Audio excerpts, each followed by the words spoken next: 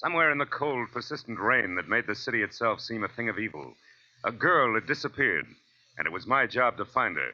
But before I did, I found death and a devil.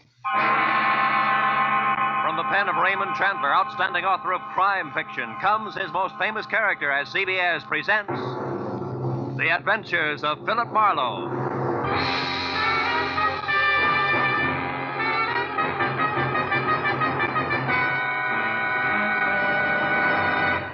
And now, with Gerald Moore, starred as Philip Marlowe, we bring you tonight's exciting story, The Black Halo.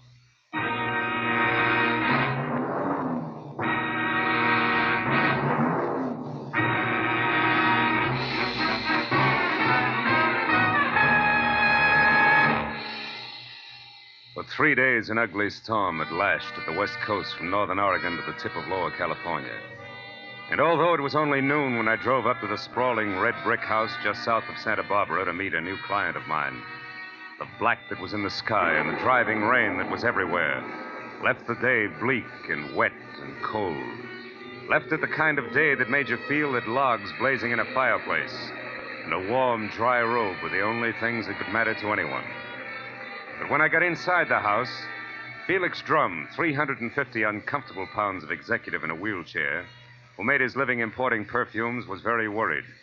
And not about the weather outside. Marlowe, Julia Perry is gone. I want you to find her and bring her back. And the sooner you do that, the better. And the more I know, Mr. Drum, the easier it'll be. Exactly who is Julia Perry? My assistant. Very capable girl, who in the past 6 months has practically taken over my entire business. She handles most of the work from her cottage here on the grounds where she lives. Mm-hmm. She also has some little cubbyhole in Los Angeles where she keeps her files and some sample stock. Do you have the address of that cubbyhole? If I knew the answer to everything, I wouldn't have hired you. And anyway, it isn't important. Hand me that little bottle. This there, one? please. Yes. No, here. Thank you.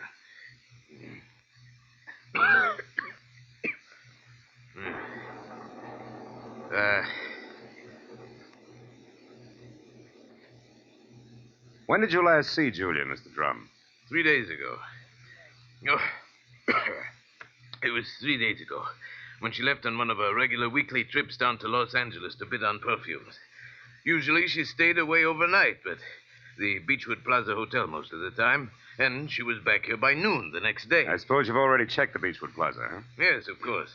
My man Ruby, the one who showed you in, has called the place a dozen times. But they only know that Julia registered there 3 days ago and hasn't been seen since. Well, what about the girl herself, Mr. Drum? I mean her background, friends, family, that sort of thing. As far as I know, Marlowe, Julia has no friends, no family either. She's just a sweet but smart little girl from someplace in Kansas. Mm-hmm. No beaux, not even nice ones, huh? I don't think she had the time. You see, when Julia first came to work for me, she wanted to get ahead, and I gave her the chance. She made good. Mm-hmm. Today, she's as much my right arm as Ruby is my leg. Mr. Drum, did you notice anything unusual about Julia's behavior lately? Yes, and that's the reason I'm worried. About 2 weeks ago, I saw changes in the girl, Marlowe. She seemed less spry, more preoccupied. Oh? Yes. I figured it was overwork myself, since the end of the year always means detailed annual reports, so I made no comment at the time. I see. Tell me, Mr. Drum, what does she look like?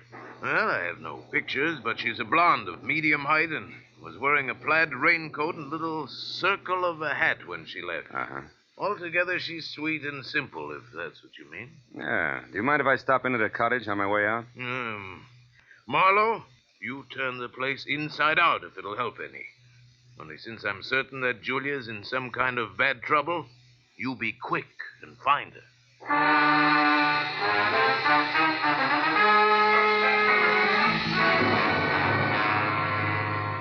Julia Perry's cottage was strictly the 50-50 arrangement that Drum had mentioned, with one room office and the other living quarters. In the office, I found everything in its proper place, so I moved to the other room. The moment I stepped over the threshold, the white fluff that trimmed the quilted bedspread and the splash of color in the drapes said that Julia Perry had to be something soft and warm. And the half a dozen quietly tailored suits that were lined up in the closet like a squad of soldiers facing right told me that she was also simple and neat. I ran through the pockets of her clothes and all the drawers and closets in the room, trying to find something that would give me a lead that I was sure I had to have.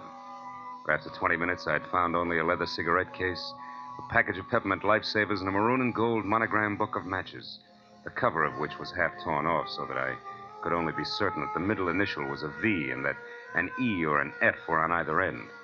But since the name and address of an L.A. novelty company was on the inside, I bought the matches as a starting point, dropped them into my pocket, and headed for the door. When I opened it, I was surprised to find Ruby, Drum's right-hand man, purple scar and all, standing in the rain, and staring at me like my ears were spinning. You seem to be a very thorough man, Mr. Private Detective. And you seem to be a very nosy one. What do you want? To help Julia, nothing else. Here's a postcard that came for her this morning. It was mailed in L.A. yesterday. Yeah? Dear Julia, tried to reach you at Santa Barbara 1181 both yesterday and today, but got no answer. I'm leaving. I'm leaving town tomorrow. As one little girl who fled life in Haven, Kansas to another, I would have enjoyed seeing you again. For a bit before I moved on to who knows where. Anne. Santa Barbara 1181. That the number here? Yeah. It's Julia's private business phone. Well, what do you think? The postcard any help? Possibly. Tell me, Ruby, why didn't you show this to Mr. Drum? I forgot about it until just now. You're a liar. Well, it's on account of the postcard was delivered here to the cottage. Which is no man's land for you? Yeah, sort of. Mr. Drum doesn't like people who work for him mixing socially with each other. Well, maybe a sweet kid like Julia hasn't got any use for the passes you've been making at her, huh? Hold it. I like Julia, and even if she don't go for me, anything I can do to help her, I still do, understand? Yeah, I understand. I'm not so sure I believe. Goodbye, Ruby.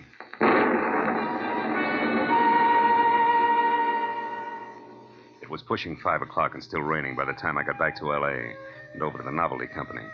Once there, I presented the torn book of matches that I had found at Julia's cottage to a bald man with horizontal question marks for eyebrows, and who, at the crinkle of a $5 bill, tore himself away from his racing form long enough to check the files for a set of maroon and gold initials that had a V in the middle. And it was 6 o'clock before I had the answer, which was EVE. And they weren't initials, but the front name of Mrs. Eve Bentley, who lived in a villa at the swank Sunset Terrace Apartments. And according to the gentleman who said he knew his oats, was a very classy filly. An hour later, I was at Mrs. Bentley's front door, and while I made with the chimes and waited, I wondered just how much a guy who loves the ponies could know about women. But when the door opened, I had my answer. Yes? What is it? Mrs. Eve Bentley wasn't beautiful, but she was everything else, including a shimmering yard of gold hair piled high on her head and held in place by a knot of pearls that no Boy Scout ever tied.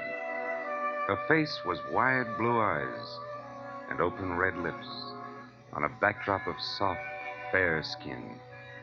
She wore a black silk jersey dress that must have been sprayed on. She smiled when I said my name was Philip Marlowe and that I wanted to talk. Talk about what, Mr. Marlowe? Julia Perry, ever hear of her? No, I haven't. So I'll try again. What do you know about Ann somebody from Haven, Kansas?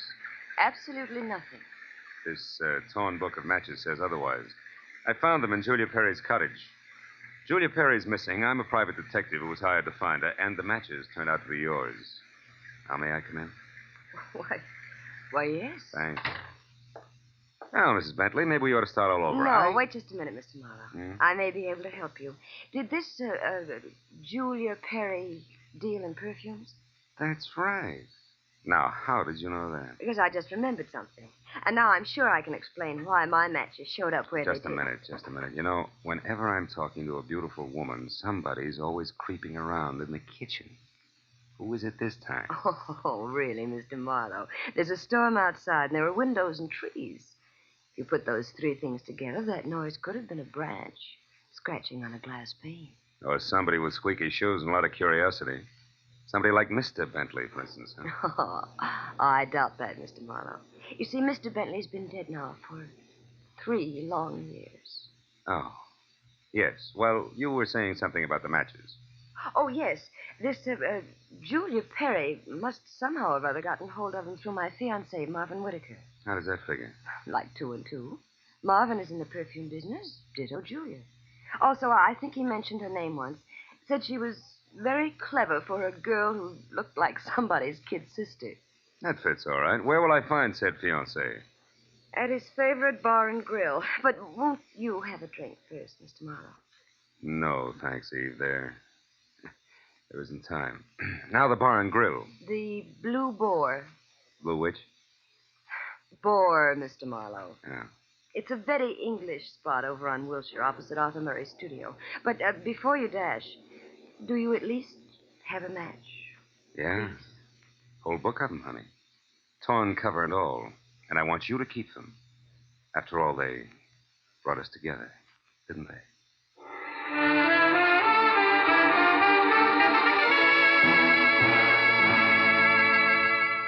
When I got outside, I postponed my run between the raindrops over to Wilshire Boulevard long enough to take a look behind the villa. And there, in a newly planted strip of clover lawn below Mrs. Bentley's kitchen window, I found something which was no surprise. 2 clear prints of a man's shoe. But from there on out, I got nothing more than a lot of rain down the back of my neck. So 10 minutes later, I dripped into my car and headed for the Blue Boar and Eve Bentley's gentleman friend.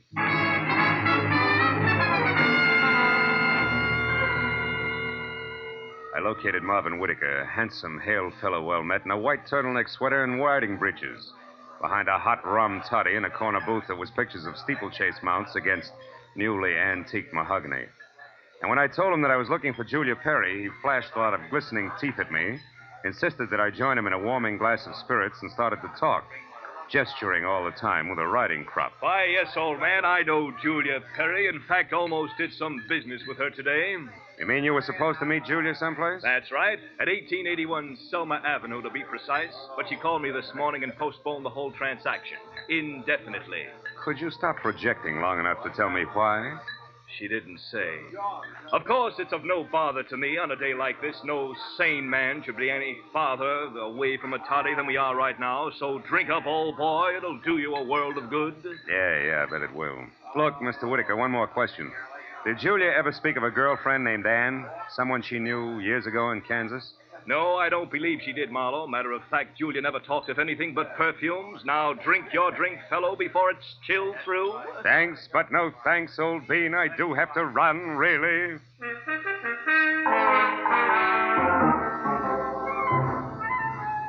was a 20-minute drive to the address on Selma, and the rain had stopped by the time I got there. The place was one of those once-upon-a-time rooming houses that had been partitioned off into a couple of dozen 2x4 cubby holes, just big enough for the very small businessman to fill his fountain pen in. When I got to the door and asked the scrub woman, who was a lot of wild red hair around 2 pop eyes, for Julia Perry, I knew I was moving in the right direction, because the lady standing in front of me was anything but calm. And more important, she had just heard a pistol shot from the back of the house. Yes, that's right. A pistol shot not over 2 minutes ago. I'm sure that Perry girl had something to do with it. Because when I come from inside, I saw her rush out down these steps. Did she say anything? I don't know. She was gone out of sight before I could open my mouth. But I know it was her on account of that plaid coat and little hat she wears. Yeah. Now, which room is hers? Come on. Well, that one there with the light showing under the door. But it's locked. You won't be able to get in. I just tried. Well, we'll try again for luck. It's not the best lumber. Believe me. This is terrible. Nothing like this has ever happened to me before. It's a man. Yeah. A dead one at that, Granny. Do you know who it is? Uh-huh. Well, the mud and clover grass on the bottom of his shoes, I'd tag him as a guy who was looking in a lady's kitchen window about an hour ago. But from that purple scar on his chin, I can do even better than that. The name, Granny, is Ruby, a guy I thought was still in Santa Barbara.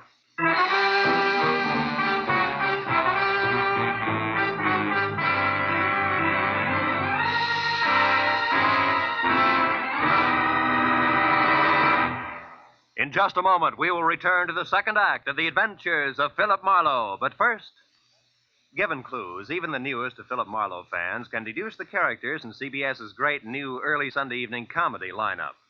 The washboard leads you to the one and only Spike Jones. The bumblebee? Well, of course, that's for America's most famous non-virtuoso violinist, Jack Benny, who follows Spike Jones on CBS. The 2 A's, Amos and Andy, who are heard on CBS immediately following Jack Benny. So it's really no mystery at all why millions of Americans now stay tuned to CBS on Sunday nights for these 3 superb comedy shows in succession. Spike Jones and Amos and Andy over most of these same CBS stations, and Jack Benny over them all. And now, with our star, Gerald Moore, we return to the second act of Philip Marlowe and tonight's story, The Black Halo.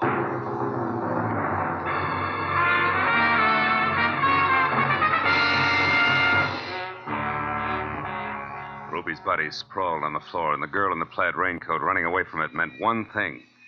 Julia Perry's trouble was important, like life, but more like death. A half sneer was congealed on Ruby's face, and his eyes, turned waxy, still held a look of mild surprise. I wasted some breath telling the scrub woman not to touch anything, and then I put in a call to my overweight client in Santa Barbara. He was glad to hear from me, at first. Marlowe. Well, now, I didn't expect a call from you this soon. You sure work fast, don't you, lad? Have you found her? Have you located Julia? Not quite. She's about 5 minutes ahead of me.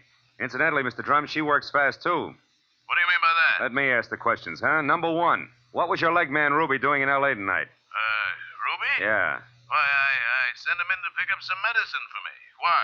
Come on, Drum, you can talk straighter than that, and you better. I just found Ruby dead. Dead? Ruby's dead? What happened to him, Marlowe? He was shot. So forget the gags and tell me why he was snooping around. All right. I didn't trust you. No. It's my policy to trust nobody until he proves himself. I sent Ruby in to follow you and check on your progress. That was brilliant. You only made 3 mistakes. First, I don't need to be checked on. Second, you got your man killed. And third, you forced Julia's hand. Because it was Miss Perry herself who pulled the trigger on Ruby. Julia? Marlowe, I don't believe that. Which proves nothing, Mr. Drum, but skip it. Tell me, do you know a man named Marvin Whitaker? Whitaker? Yeah. No, should I? Well, he says he's in the perfume business. Well, I know everybody on the coast who bought more than 2 bottles of perfume at one time in the last 40 years, and I don't recall that name. I think the man must be a liar. So do I. Thanks for the help. And, Drum, if you've got any more expendable flunkies around, keep them out of my hair. I'll call you when I've got something.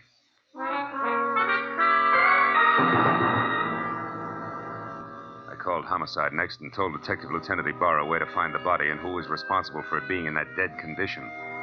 When the question of why came up, I admitted I was still shooting blanks. Oh, I told him about the razzle-dazzle Whitaker had handed me and named the Blue Boar on Wilshire as my next stop. Ibarra said he'd call me there, and when I got to the entrance of the place, I saw Whitaker, draped in a trench coat that involved enough cloth to rig a 4-masted schooner, standing in the anteroom, impatiently smacking his leg with that riding crop. He looked positively dashing. Question was, which way? Hiya there, Marlowe. Hey, old boy, you look upset. Anything wrong? I may be upset, Whitaker, but you're the one that's going to spill. First, are you leaving or coming back? I'm just leaving. Been here all the time since I talked to you? That's right. You see, my coat is perfectly dry. Stopped raining half an hour ago. well, you see, if I'd been outside, I would have known that. But why this 3rd degree, Marlowe? What's up? It's a long story. Maybe we better sit down and talk it all over from the beginning. Oh, I'm afraid I can't. Not just now. I've got a date. She'll keep. Not this one. It's something rather special. Special, huh? Like Eve Bentley? Now, look here, old boy. You're prying into my personal affairs. Whitaker, I'll rip the lid clear off your personal affairs if necessary to get a clean answer out of you. Now, what do you really know about Julia Perry? I told you once. Are you implying that I'm a liar? At least that. For instance, who puts out Amir? Come on, Whitaker. It's a well-known fragrance. Why, I don't recall offhand. That's strange, because any woman knows Amir's a Dana perfume. Just what are you trying to prove by all this? That as a perfume dealer, you stink. And try this for size. When I got to that address you gave me, I found a fresh corpse there with a bullet hole in it. A murder? Yeah, and your routine was pat, brother, so before homicide starts combing out the snags in your story, you better untangle it yourself right now. You lied to me. Now, why'd you do it, Whitaker? Why the double tone? All right, Marlowe, I'll tell you. I'll tell you this! Oh! He was as quick as a wounded cat. The riding crop slashed across my face even before I'd realized he'd moved. And by the time the red light stopped dancing in my eyes, Marvin Whitaker was gone.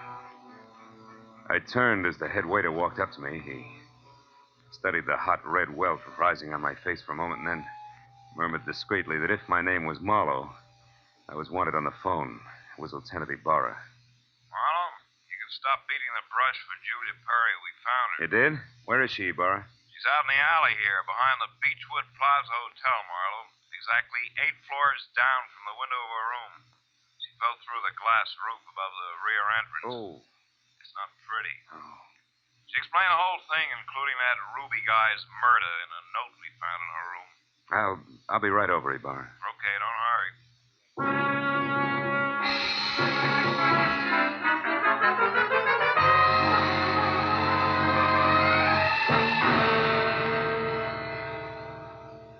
The old story, Marlowe. When Drum finally got around to trusting her, he practically gave her his business. It was too much temptation. Mm-hmm. She'd been stealing from him in a big way for almost a year, her note says. And she decided to run for it when she knew she couldn't hide the thefts any longer, huh? That's right. That Ruby caught on some way, and she killed him, but I guess murder was too rich for her blood, so she came back here, thought it over, and then checked out. Yeah.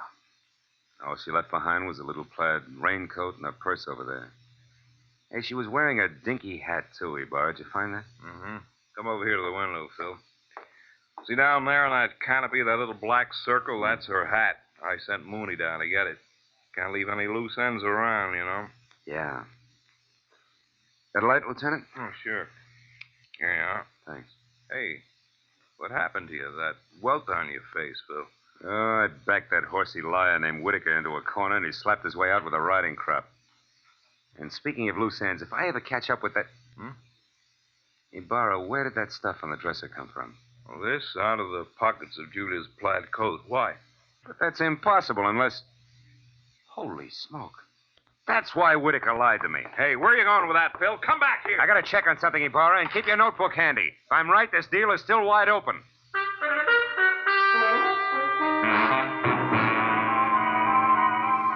All the way from the suicide's room in the Beechwood Plaza out to the widow's villa in the Sunset Terrace, my mind juggled a jumble of facts, trying to beat them into a brand new pattern. A pattern that had to include an object Ibarra had found in the pocket of that plaid raincoat. It almost made sense, but I needed just a little more. Well, when I turned into the parking lot at the Sunset Terrace, rain began to fall again. Thin, cold rain. I walked to Eve Bentley's door and pressed the bell. Just as I expected, it was Marvin Whitaker, unsmiling and nervous, who answered the door. I didn't give him a chance to think. I just swung hard.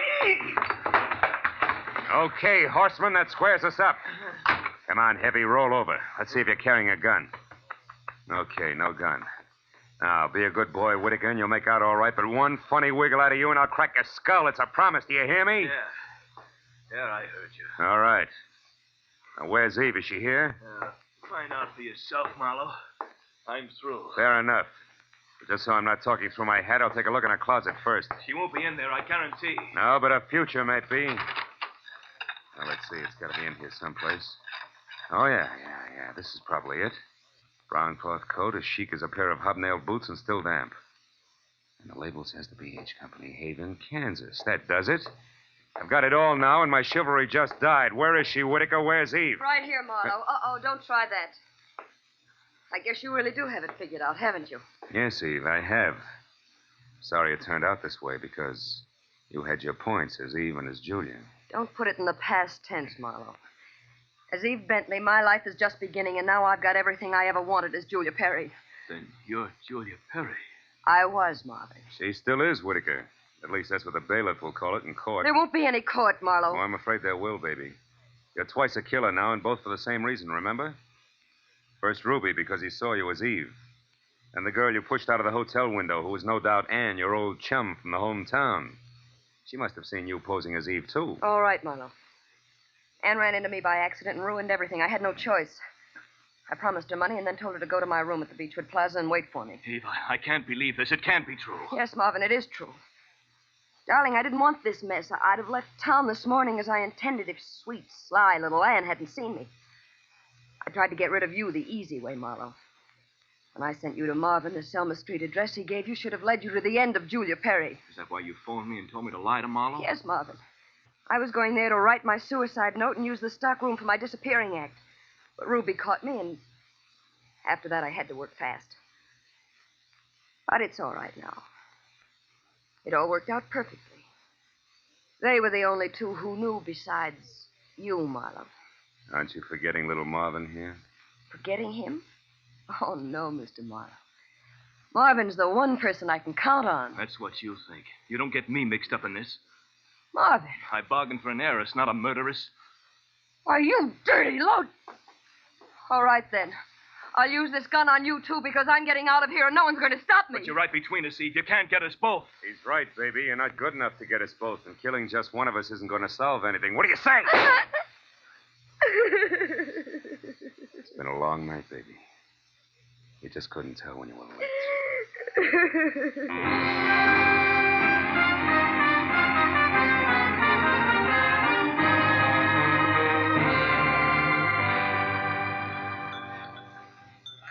You want any more of this coffee, Marlowe? No, it's sludge, Lieutenant. I wonder what Julia Perry uses for a heart. You know, she planned the thing for 6 months when she first set herself up as Eve Bentley. Mm. And it probably would have... Want to check now? Oh, yes.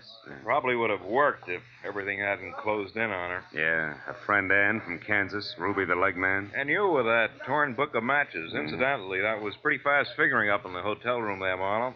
Oh, not so fast, Ibarra. I knew Eve had those matches because I left them with her. So when you found the same matches in the pocket of Julia's plaid coat, it figured. Julia almost had to be Eve. And that left Ann to furnish the body for the suicide. Yeah. You know, I wasn't so sure about that until I found the brown coat with the Haven, Kansas label in Eve's apartment. Yeah. Well, I'd better wait on back to the office, Phil. Look at that rain come down. Think it'll ever stop? I don't know. I doubt it. Oh, by the way, here, it's her hat. Mooney finally got it down off that hotel canopy. Maybe you'd like it for a souvenir. Yeah. The military people call it a halo hat. Good night, Marlowe.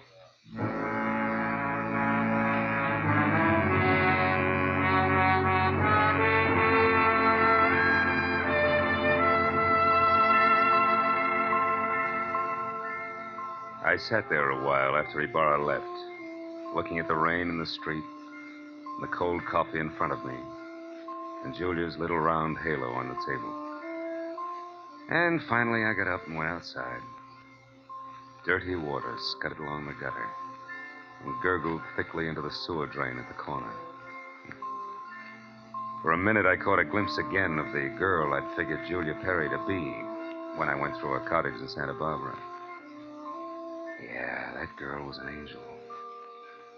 But when I finally caught up with her, her halo turned out to be black, jet black, inside and out. I dropped the little hat into the gutter and watched it go as far as the drain at the corner. And then I went home.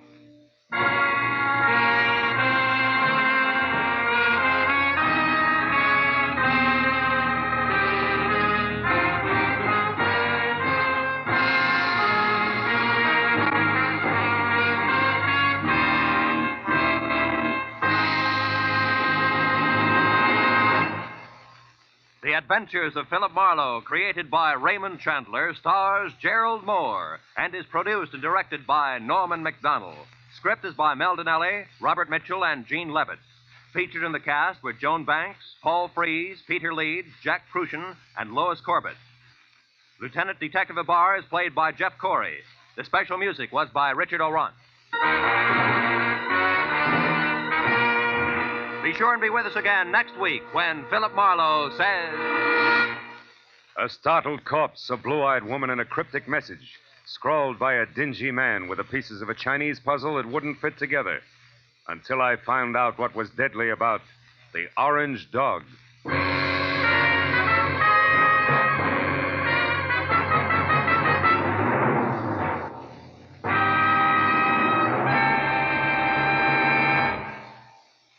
You'll find a whole hour of fun, variety, music, and thrills on Sing It Again tonight and every Saturday, for it's heard over most of these same CBS network stations. Now, stay tuned for Gangbusters, which follows immediately over most of these same stations.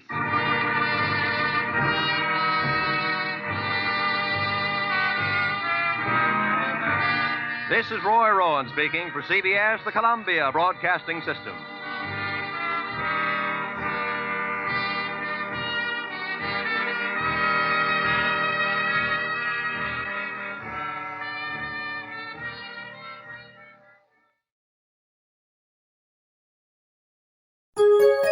VintageRadioshows.com